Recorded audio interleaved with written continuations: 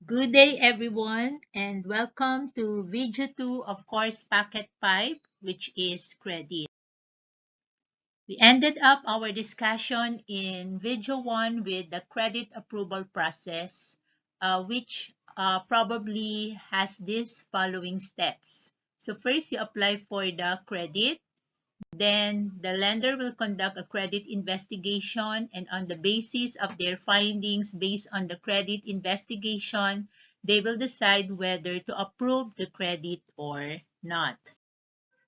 Before I continue with my discussion, let me just remind you of these statements given by our financial experts, which we could apply on our life. Do not buy things you don't need to impress the people you don't like with the money you don't have. Nakakalungkot lang madalas class no that we are learning different finance concept but we fail to apply it. So mas maganda we walk the talk. We practice it para maging skills na natin ang pagdating sa pagmamanage ng finances natin.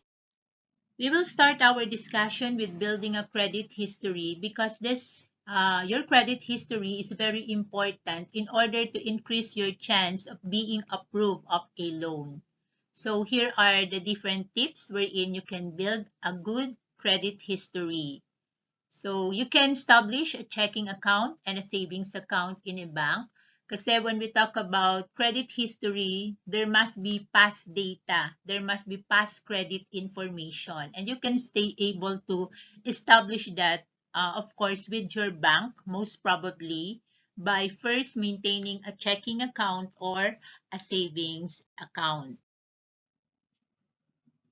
Another advice is that you have your telephone and other utilities built in your name because this will create a history for you. So this will establish the pattern of your payment if you are paying on time, if you are having a default. And most probably, if it is named under you, so that means your documents were submitted to the utility companies. So they assess your capacity to pay, they approve it.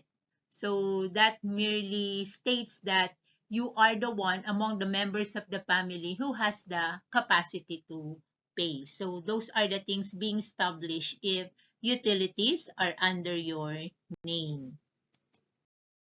Okay, so another advice is that if it is available, so you can acquire or you can request for an oil company credit card. So especially those who are consistently buying oil and gasoline. So nakikita din dyan yung mga purchases natin using our credit card, yung mga regular purchases natin, and that will give us a good credit history if we are paying on a timely manner. And that will more probably increase our credit score. So if it is not possible kasi wala naman tayong sariling sasakyan, so you can secure a bank credit card. Kasi yung iba, they refuse on applying for a credit card. But of course, it's your decision. But this is just one suggestion that you can apply for a bank credit card because you can also use your credit card in paying your different utilities, in having your groceries and other consumer goods. And then instead of paying cash, you can delay the payment using the credit card. And having a credit card, you have a record of what you are doing with your payments, what you are using with your card, what are the things that you are buying, what are the services that you are availing, and most probably the financial institutions could able to trace what kind of person or what kind of borrower you are. So you can ask also for a small or mga short-term cash loan. So pwede tayo mag-umpisa muna sa mga maliliit na amount at saka sa mga shorter loan. And then diyan lang kasi na-establish yung sa una, yung reputation natin to settle our debts. So, ang thinking kasi ng mga creditors dyan, if you can able to pay short-term loans natin and small loans and you are responsible or religiously paying on that, so most probably, if you will be granted a higher loan amount, you will do the same. So, just be very careful dun sa mga maliliit at mga short-term loan na ina-avail natin. So, we have to make sure na maa-afford natin siyang bayaran at hindi tayo magiging in default. Because the lender could make a conclusion that if you can't able to handle your small and short-term cash loan, most probably, when it comes to, of course, a higher and long-term loan, mahihirapan sila sa'yo. And then, of course, you have to pay all other loans, all other liabilities that you have. Since we're talking about credit, most often, so the first loan that we are availing is a consumer loan or a personal loan. So which is intended for purchasing goods and services for personal and household use. So usually it is being offered on a short-term basis, mga 6 months to 1 year hanggang 2 years. And ito yung mga parang first step natin in availing loan that will dictate our credit history. Basically, consumer credit may be classified as sales credit. So that is when you have the goods or services with you on account, or it can be in a form of cash and it's up to you where to use that money. So we call it as cash credit. And then it can be a closed-end credit or open-end credit. So that depends on the limit that may be granted to you and on the period covered.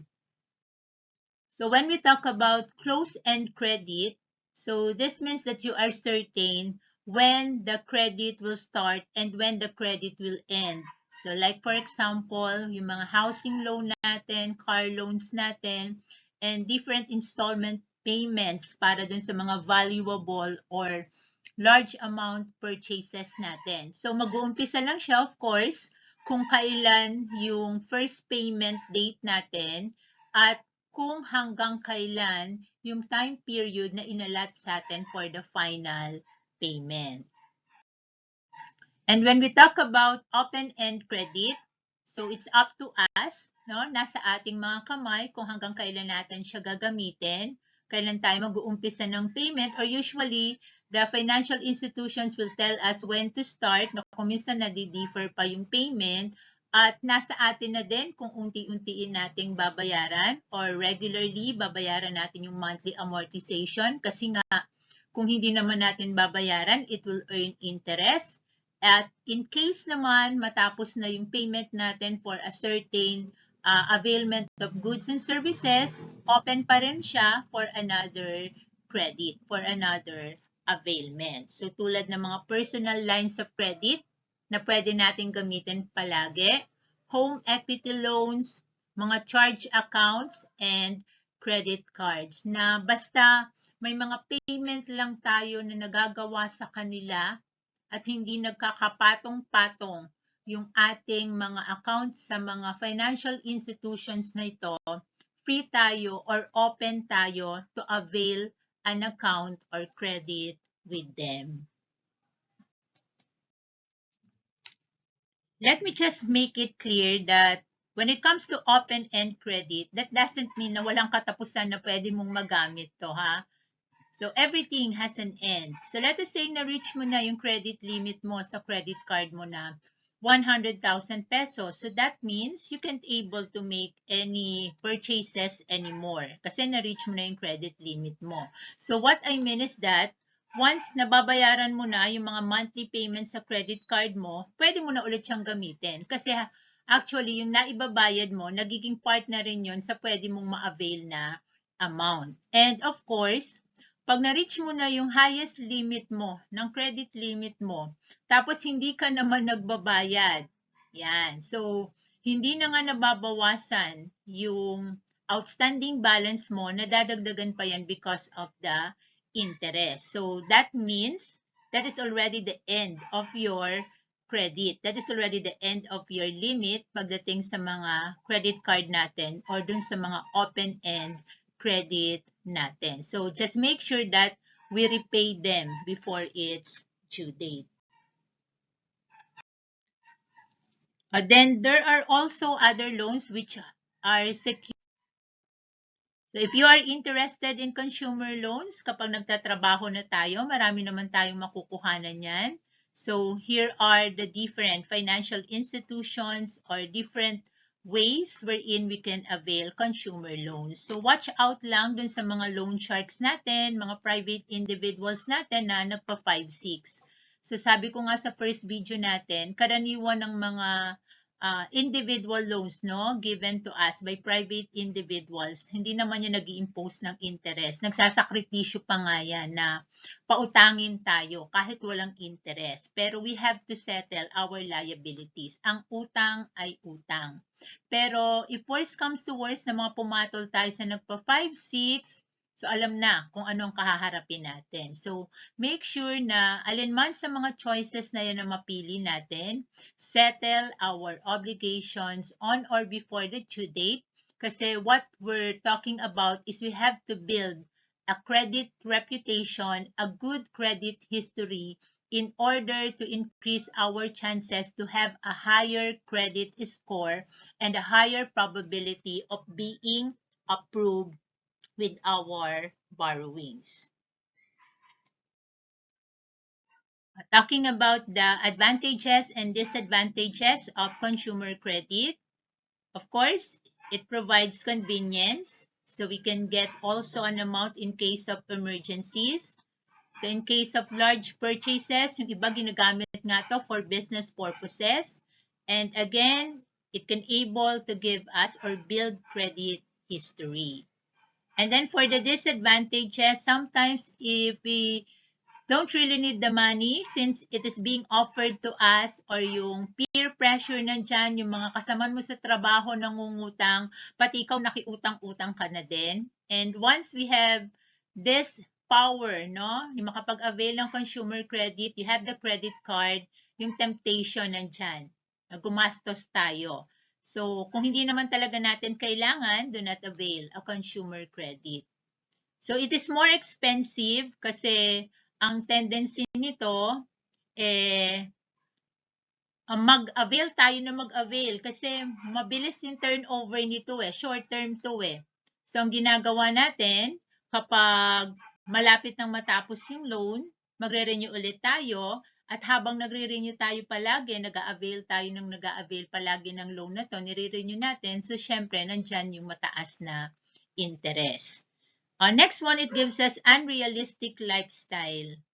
So, let us say, you have a credit card. So, pagdating sa bahay, minsan tipid-tipid tayo sa pagkain. Pero pag kumain tayo sa labas, since pwede natin gamitin yung credit card natin, sige tayo ng sige sa paggastos.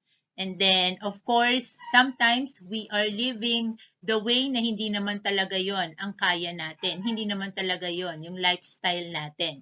So, but we are tempted nga to spend more because consumer credit is available for us. And then, consumer credit can ruin your credit kasi nga, sabi ko kanina, usually ito yung first step. Ito yung stepping stone natin para makapag-avail ng mas malaki pang mga credit, mga real properties na gusto natin, house and lot car loan. Kaya lang, once bad shot tayo sa consumer credit pa lang, yung gusto natin na mas matataas na loan, most likely hindi natin makukuha. Move on to our last concern in this topic. So since we're talking about credit, it is very important for us not to experience over-indebtedness. So I do hope that someday, no one among this class will experience over-indebtedness. So how are you going to determine if you are having so much debt with you? So here are the 10 signs.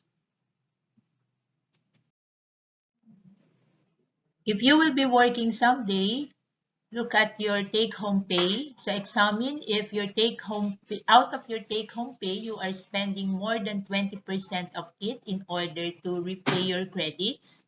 And also, if you are reaching the maximum approved limit of your credit cards, so that means you have to watch out for it. You have to control your spending in order not the 20% to reach a higher percent, or in order not to exceed any more on your credit limit, because that will lead you to something that will give you really a big headache. Another sign is that if you don't know already how much you owe, and you are avoiding the reality by not adding up the total of your liability, you are afraid to know how much your debt is, so it's another sign that you are over indebted. So that means you are already losing track or control of your liabilities. Of course, if you will reach the point that you are running out of money and you're doing things not the usual way, so before you are using your cash in paying your expenses, but now you are using your credit cards or you are borrowing to pay your expenses, so that means you are allotting your money on some other things that are not anymore necessary, or you have to set your priorities in order for you not to run out of money. On some form of credit, especially in the use of credit cards, so let us say you had purchased worth 60,000 pesos, and that 60,000 pesos should be paid within 6 months with a monthly payment of 10,000 pesos. So the bank could give you a choice to pay 10,000 pesos, which is the total amount due, or a minimum amount due, let us say, of 500 pesos. So if in case you can able to pay the minimum amount due only of 500 pesos and not the monthly amortization of 10,000 pesos, that means you can't able to afford to pay already your existing debt. That means you are running out of money already. So paying only the minimum amount due will have the consequence, and the consequence is that, so since you are required to make payments of 10,000 pesos and you pay only 500 pesos, so that means there will be an interest imposition for the difference of 9,500. The minimum amount due is given to you at a lower amount. It is being offered for us. So at first glance, it is very much attractive. But if you're going to analyze it, if you're going to look at it, the minimum amount due is being offered, but there is an imposition of interest. So make sure to make payments based on the total amount due. If you will be in a point on your life that you are requesting for a new credit cards, you are requesting for increase on your credit limits, so that means you are over indebted. Because what you're trying to do now is to settle your obligations using another obligation. You want to pay your credit using another credit, or you want to make spending using credit. It is very obvious that if you are not paying on or before the due date, you're making default payments, you're making late payments. So that means you are not managing your money well, you are over indebted. So let us say you have 500,000 loan, and that 500,000 loan, you are indebted to Pag-ibig, you are indebted to SSS, you have a loan from private individual, you have personal loan in a bank, then you have a loan from your office mate. Then what you did is you consolidate your loan, or you look for a financial institution, or you look for somebody who can give you the 500,000 pesos in order to settle your 5 liabilities, but the combined liability will now be turned into one, and you will be indebted to one bank, or you will be indebted to one individual only. So, kumbaga, yung panibago mong creditor, siya na yung nag-shoulder ng 5 mong utang. Kaya ang mangyayari, sa isang tao ka na lang or sa isang bangko ka na lang may utang. So, it may be a hassle-free kasi sa halip na 5 ang kausap mo, isa na lang ang kausap mo. But you have to watch out for it kasi oftentimes yung mga debt consolidation loans na yan, they are imposing a higher interest. Most often, class, lenders offer different types of loan wherein you can able to refinance it or wherein you can able to renew your loan after paying for a certain period of time. So let us say you borrowed 100,000 pesos and you already paid half of it.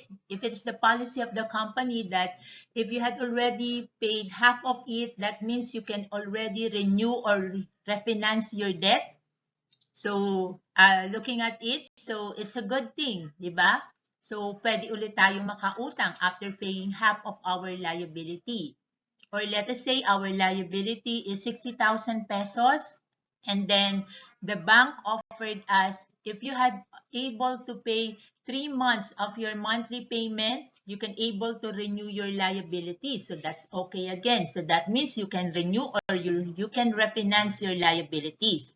So sometimes those are being offered, no? Of course, it is favorable on the part of the banking institutions or on the part of the private individuals lending you the money because that will gain interest. And on your part, it is advantageous because you can have sources of money.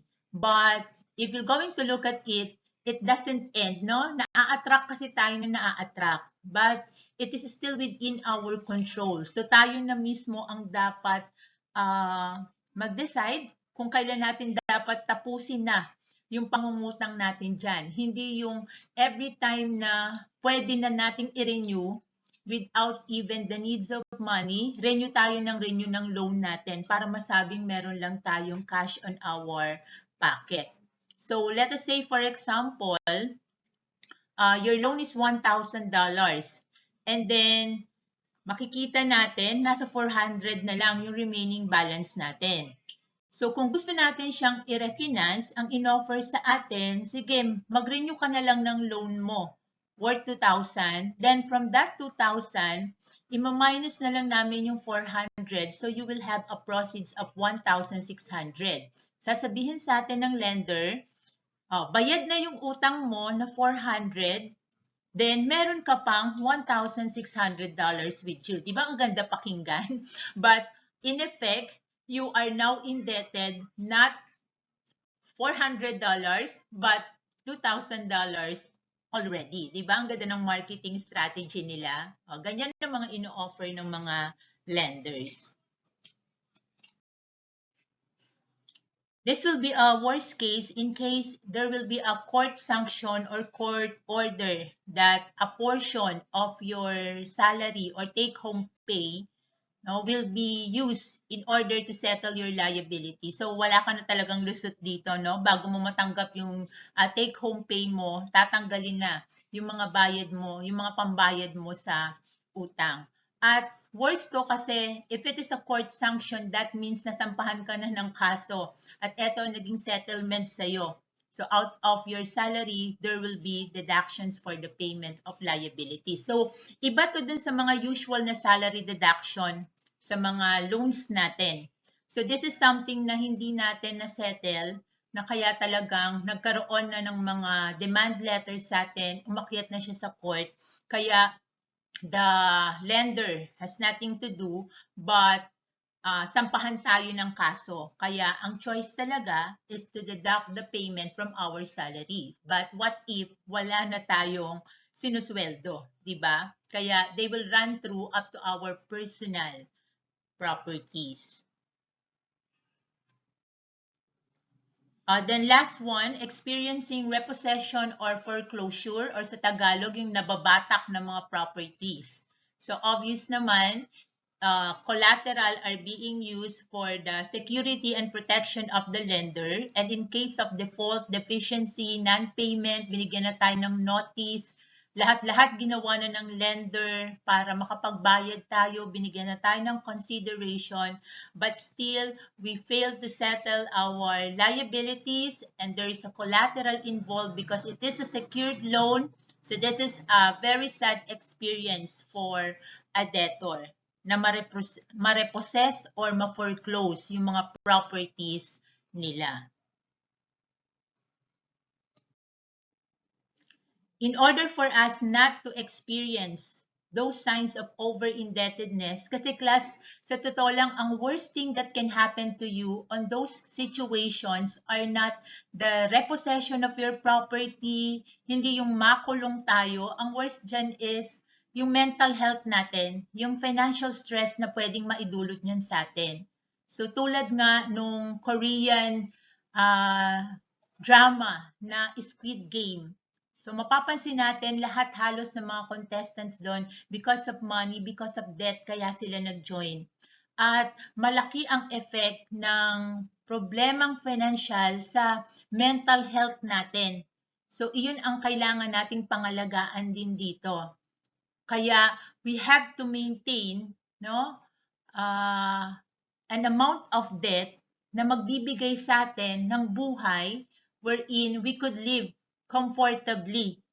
So sa akin kasi personally class, hindi ko masasabi that credit is good or credit is bad. So kung ako ang tatanungin, there is such a what we call as good credit and there is also a bad credit. So if you are using it in good things, you are using it in business na pinag-isipan natin, nag-research tayo, you are using credit that you have the capacity to pay for it, no? So that's okay with me, no? Pero if you are using credit para lang mamuhay sa luho, para lang ma-impress yung ibang tao, para lang yung lifestyle na hindi natin kaya ay ma-experience natin. So, as much as possible, we have to avoid that. We should not deprive ourselves, but we have to live within our limits. So, we have to keep our financial reputation in a good rating. So, that is important for us, hindi lang para makapag-avail tayo palagi ng loan. So, importante yan for our mental health. So, importante sa panahon ngayon, so kahit hindi tayo nabubuhay ng marangya, maganda yung ating physical health, maayos ang ating financial health. Okay, so that ends our topic for credit. So I hope you had learned something and I hope na hindi tayo makaranas ng mga bad experiences about credit. So again, I started my video with these words. I would like to end my video on credit with these words. Do not buy things you don't need to impress the people you don't like with the money you don't have. Live within your means. Live within your limits. Okay, bye everyone. Have a good day.